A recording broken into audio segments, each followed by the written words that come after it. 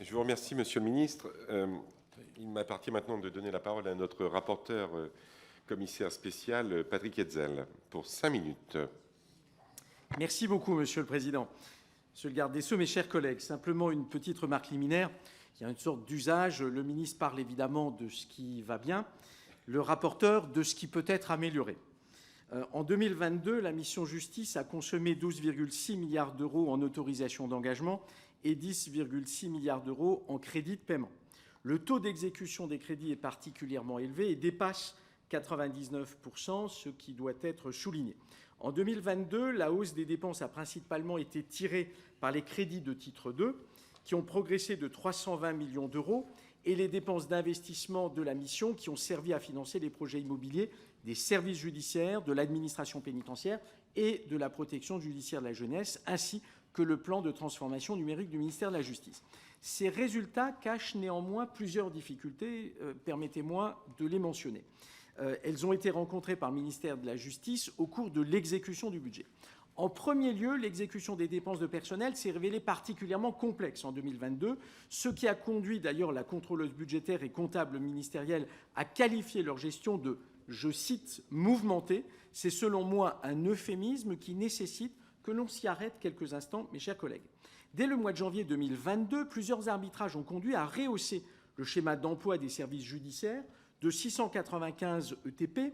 À cela s'ajoute la hausse du point d'indice, ce qui a généré des tensions très importantes en matière de dépenses de personnel, le fameux titre 2.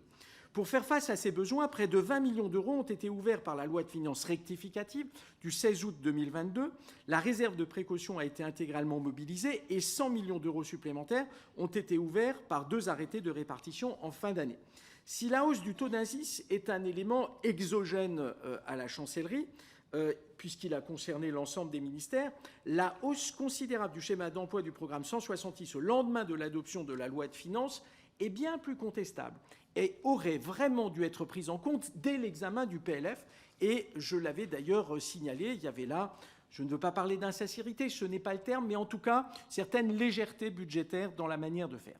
La situation du ministère de la Justice est par ailleurs paradoxale dans la mesure où la surconsommation des dépenses de personnel s'est accompagnée d'une sous-exécution des schémas d'emploi des magistrats et des greffiers. Leur schéma d'emploi s'élevait pourtant à un niveau relativement modeste, plus 50 emplois. Au regard des objectifs de recrutement définis par le ministère de la Justice, à savoir 1500 greffiers et 1500 magistrats, le résultat de l'année 2022 peut laisser craindre que ces promesses ne pourront pas être tenues. S'agissant des personnels de surveillance pénitentiaire, la situation est encore plus inquiétante. 179 créations de postes étaient prévues en loi de finances initiale. L'exécution du schéma d'emploi s'est finalement relevée avec 126 emplois de moins que l'année précédente. J'avais alerté dès le début des discussions financières et on voit que là, il y a un écart entre ce qui avait été annoncé et ce qui s'est passé. Monsieur le garde des Sceaux, que comptez-vous faire pour améliorer l'attractivité des métiers de justice? Je sais que vous l'avez mentionné quelque peu, mais je pense que c'est vraiment un point sur lequel il convient de revenir. En second lieu, les crédits alloués aux frais de justice et à l'aide juridictionnelle ont été surexécutés en 2022. Les efforts de sincérisation de ces 2 postes de dépenses, bien qu'ayant progressé depuis plusieurs années, j'en conviens aisément, ne sont pas encore suffisants. Les frais de justice se sont élevés à 656 millions d'euros, soit une hausse de 6% par rapport à l'année précédente.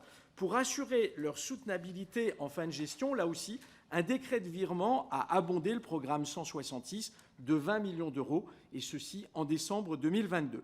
Les crédits alloués à l'aide juridictionnelle se sont élevés à 632 millions d'euros et ont excédé la prévision de 16 millions d'euros. Des ouvertures de crédits supplémentaires ont donc été réalisées par les 2 lois de finances rectificatives, là aussi pour couvrir le besoin de financement.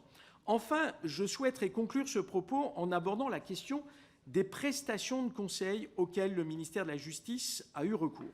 L'inspection générale de la justice révélait ainsi que l'administration pénitentiaire avait consommé près de 700 000 euros pour des prestations de conseil juridique, pour la passation des marchés de maintenance des établissements pénitentiaires et des prestations de conseil en matière de ressources humaines. Je considère que sur de tels sujets, le ministère de la Justice dispose des compétences nécessaires en interne et très largement, et que ces dépenses auraient pu être évitées à la chancellerie. Monsieur le garde des Sceaux, quelles mesures avez-vous prises pour limiter justement le recours aux dépenses auprès des cabinets de conseil? Question qui me semble là aussi intéressante à voir avec vous. Je vous remercie pour votre attention.